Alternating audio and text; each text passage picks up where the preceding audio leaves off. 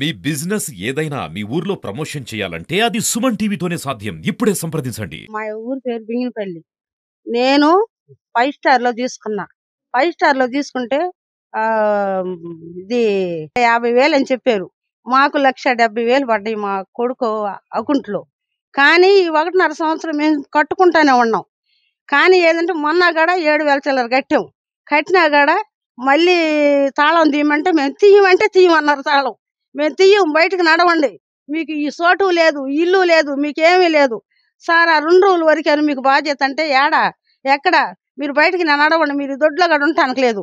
లాయర్‌ని తీసుకొస్తా, పప్పీలు కొట్టిస్తా, మీకు నంబర్లు కొట్టిస్తా, మీటింగ్ పెట్టిస్తా. ఈ ఊళ్ళో నుంచి ఈ దండోర వేసుకుంటూ వస్తాం. మేమేం కట్టకపోతే ఏస్తాం అంటున్నావు సార్. మేము డబ్బులు కడతానే ఉన్నాం గదా! అని అన్నా గూడా అసలు ఊరుకోలేదు.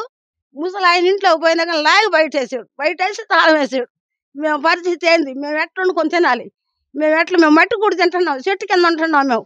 కులపోళ్ళకి చెప్పుకుంటే సిగ్గు పరువు పోద్దని మా ఇద్దరు మాలోని మేము సతమతమలాడుతున్నాం.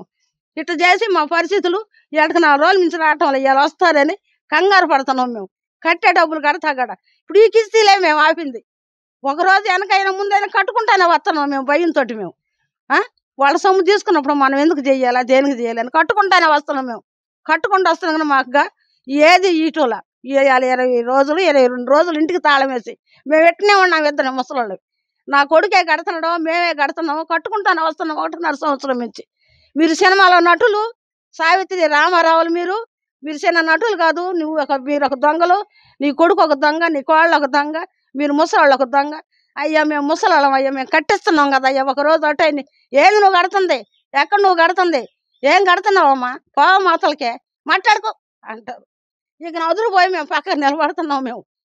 ఒకళ్ళ ఇద్దరు నలుగురు వస్తే నలుగురు చెప్పాలి, 5గురు వస్తే 5గురికి చెప్పాలి సమాధానం. ఈళ్ళకి 20 రోజులు, 21 రోజు మా ఇంటికి తాళం వేసి బీపిచ్చి పట్టేస్తున్నారు మమ్మల్ని. ఫోన్ చేస్తాం సార్ మేము రేపు కడతామని అంటుంటే పెట్టేయి ఫోన్ అంటాడు. ఇక మేము మాట్లాడేదేంది?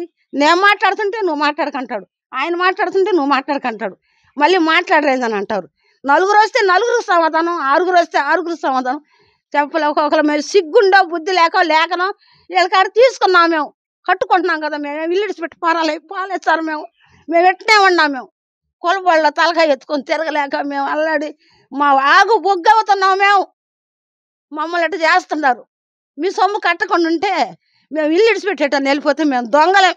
అట్టయినా మమ్మల్ని దొంగలని అడుగుతున్నారు, ఎదవలని అడుగుతున్నారు. ఎన్నెన్నో పెట్టేరా ఫోన్ అంటారు ఒక్కొక్క ఆయన అయితే. ఆయన వయసు ఈ నెలతో గడ ఇప్పుడు మన నెలగా కట్టాం కదా. ఈ నెలతోటి గడ 2 నెలలు, ఒక నెల లాస్ట్ కట్టే రోజున అయిపోసుకోవచ్చు అనుకున్నాం. ఇప్పుడు ఆ నెల గడ కలిపి 2 నెలలు పెట్టారు. ఇప్పుడు 2 నెలలు సరిపెట్టింది. ఇప్పుడు నెల వచ్చి పడిపోయా. తాళం తీయిపోతే మొన్న 7:30 కట్టినప్పుడు కూడా తాళం తీయండి అని అంటే మేము తీయము. అవి కట్టిందాక మేము తీయం. మాకు పోయేళ్ళు ఊరుకోవటంలా లాయర్ని తీసుకొస్తాం. ఇవే మాటలు సార్ మాకు చెప్పటం వాళ్ళు. ఈయన మా వల్ల కాక మెలకొని కూర్చున్నాం. తాళం పగల కొట్టమని అన్నా కదా మేము మాట మీద నిలబడి ఉంటున్నాం మేము. వాళ్ళు తాళం పగల కొట్టి ఎందుకు డబ్బులు కట్టినప్పుడు తీసుకోవచ్చులే అని మేము మాట మీద ఉంటున్నాం మేము. ఉండగడ వాళ్ళకి జాలి కలగటంలో మా మీద మేమేం చెయ్యాలి సార్ మేము?